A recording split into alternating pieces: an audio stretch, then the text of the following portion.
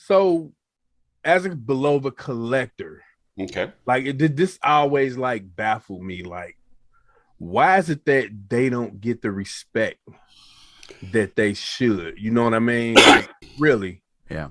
Like, I So don't. I had a conversation. I was talking with my co-hosts about it, and from a vintage standpoint, when you're looking at the company from a historical standpoint, from way back, Right, Joseph Bulova immigrating from Bohemia, right, goes to work at Tiffany, and then opens up his own shop and Right. starts selling stuff out in New York.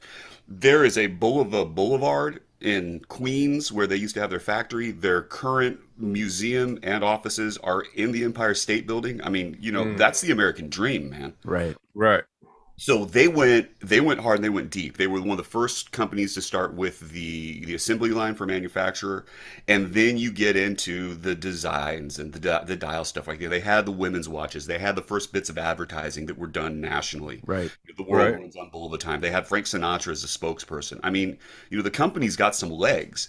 Yeah. And then the quartz crisis happens, and so you've got the birth of the Accutron movement, right? One of the first Yep. electronic movements, and it's not quartz. It's a slightly different thing, and like getting into the technical side of that is just It's I, crazy. I teach music for a reason, and there's like science and math, and if you saw any blurbs from us, like counting is also not my thing, so there you can find a deeper dive on that done by people that are way more qualified than I am on how Accutron goes. But once the quartz crisis hit, the company kind of went into a little bit of a death spiral. Not exactly, but they ended up getting sold about two or three times until they were acquired by Citizen, like 2008, I think, 2012, something along those lines. And from then, now you've got some tweaks and some changes to the way that the company's been managed. But in terms of getting the love, I don't know. I don't know. I don't have a good answer for you. The thing that we were talking about from just a modern perspective is that they really need people that can design a watch rather than just draw a watch. You know, Right. Right. Right. and Well, so I they've lost a little bit there. Well, I kind of draw a Right. parallel, and obviously this is two completely different watch brands, but I know Tudor for a long time really it wasn't what it is now, right? And Correct. obviously they stopped selling here in North America, and then they started again. But I really think they listened to their consumers, said, okay, right, what do the watch people want? And really kind of targeted that. And I think obviously that and other factors kind of help them.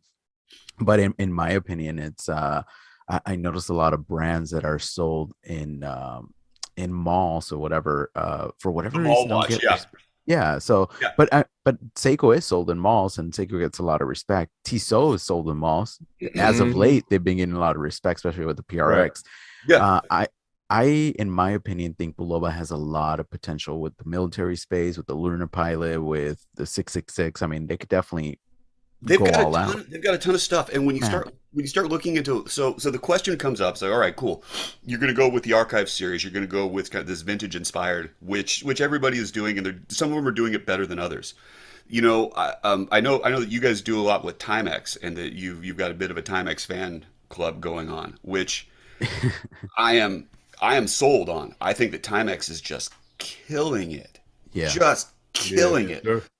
The Marlins stuff, all the redesigns for that, the the Q. cues and everything that they've done with the design through that. I mean, I know that you've got that rubber strap version.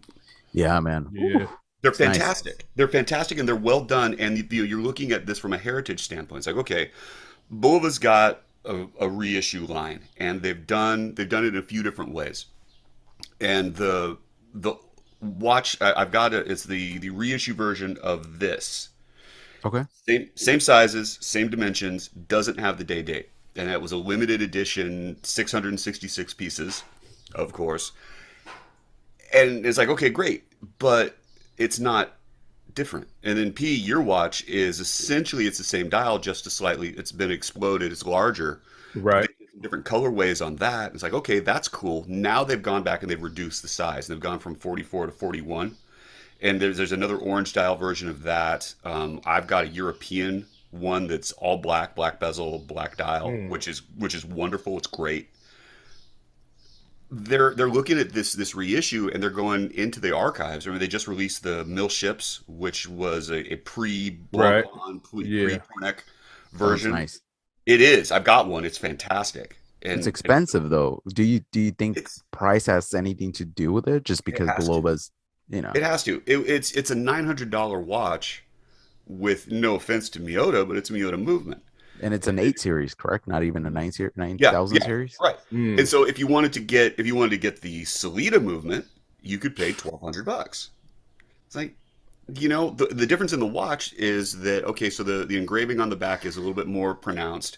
It says Swiss on the dial and it's got a Swiss movement, and then it comes in this giant kind of box that's Right. Yeah, I shaped seen that. I like, seen right? that. Which Yeah. is like okay, it'd be great if you had a fish tank. Right. But Yeah. like I got mine from Bulova, and they sent me an insulated mug, sort of a tumbler says Bulova on it. Oh, Hmm. okay. I thought it was way better as a watch. I put the watch in that, and because it's waterproof, so it's fine. I'll sip my drink. It works. Right. Everything goes well. Sure. That's so funny. It's a weird space, man, because they're trying to bring up everything. They're trying to develop. They're trying to help the business grow. And in terms of new designs, it's getting a little strange because the Sinatra stuff is all based off of watches from the 50s, Right. and I've had versions of those, but they're big.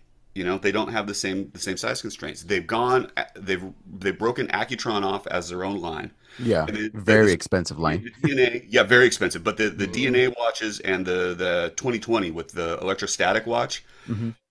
I don't even understand how that works either. They're cool, but man, they're big.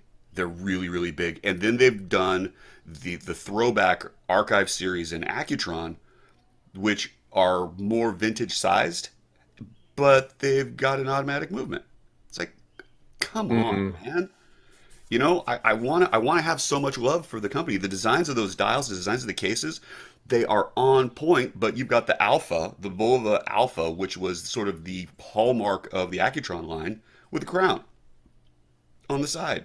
It shouldn't have a crown. That needs to, and it says Accutron on the dial. That's got to be more of the vintage Accutron movement, which Mm. is a whole separate issue because they got rid of the tooling. And when they had to release the 100th anniversary watch, Hmm. and they had to reverse engineer it because they didn't have the tooling anymore. They got rid of the tooling when in the Yeah. in the 70s when they went through the quartz crisis. It's like, oh, come on, Mm. So you let me know. ask you something.